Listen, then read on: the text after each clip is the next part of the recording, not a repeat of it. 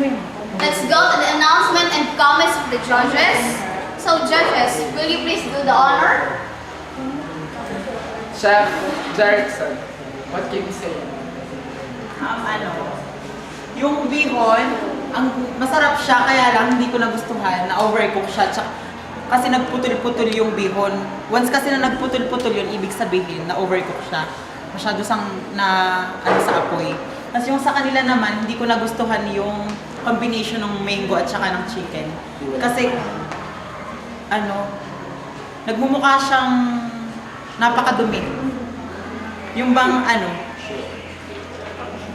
pero masarap din siya. Ikaw naman.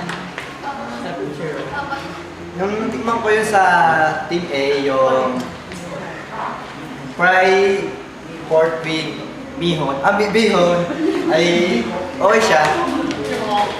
Kaso, yun nga, sabi ni Chef Jerickson, medyo na-overcook yung bihon. Pero, lasa ay good para sa akin.